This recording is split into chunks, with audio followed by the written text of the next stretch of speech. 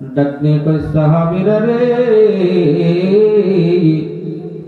ইন্নাল জান্নাতা তাশতাকু ইলা খামসাতি নাফর। পৃথিবীর ভিতরে 5 প্রকারের মানুষ এমন আছে যারা জান্নাতের জন্য পাগল হতে হয় না, বরং জান্নাত নিজেই তাদের জন্য পাগল করা হইয়া যায়।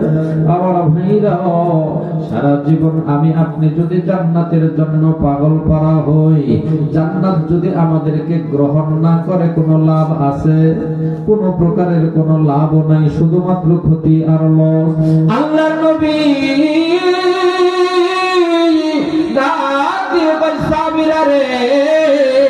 পাঁচ প্রকারের মানুষের গুণ আমি আজকে আলোচনা করব।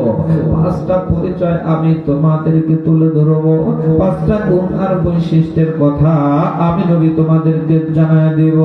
এই 5টা গুণ যদি একজন মানুষের ভিতরে থাকে, এই মানুষটার জন্য আল্লাহ জান্নাতকে পাগল পারা বানায় দিবে। সুবহানাল্লাহ। সাহাবায়ে কেরাম ডাকতে কয় নবী গো, সেই 5টা গুণ আমাদের সামনে বয়ান করে। আল্লাহর নবী ফরমান তাহলিল কোরআন। 1 নাম্বার হলো যারা প্রতিদিন সকাল সন্ধ্যা কোরআন পড়ে। সুবহানাল্লাহ। যারা প্রতিদিন কোরআন পড়ে। এই জায়গায় তো আমরা সবাই ধরা খেয়ে বসে আছি।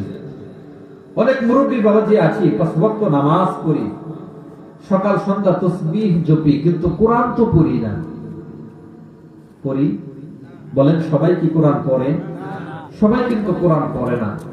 এমন অনেকে আছে পড়তে পারে কিন্তু পড়ে না। আবার এমন অনেক বাবাজি আছে পড়তেই পারে না। ঠিক বললাম না? ঠিক বললাম।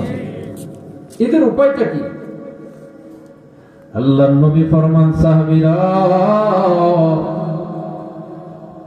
যেই সকল মানুষ সকাল সন্ধ্যা কোরআন পড়ে অথবা পড়ায়, অথবা কোরআনকে ভালোবাসে, অথবা কোরআন পড়নেওয়ালাদেরকে ভালোবাসে, আল্লাহু আকবার বলেন, এই সকল মানুষ সবাই এই তাহলিল কোরআনের অন্তর্ভুক্ত।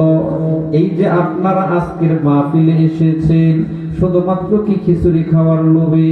না না না না। কাকে খুশি করার জন্য এসেছেন? আল্লাহকে খুশি করার জন্য এসেছেন। কিসের মহাব্বতে এসেছেন? কোরআনের মহাব্বতে এসেছেন। কথা বলেন ঠিক কিনা?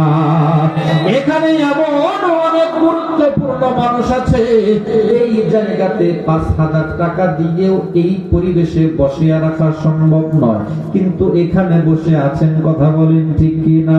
আল্লাহর নবী পয়গম্বর আরবে সাহাবীরা রে, এই সকল মানুষ সবাই তাহলিল কোরআনের অন্তর্ভুক্ত।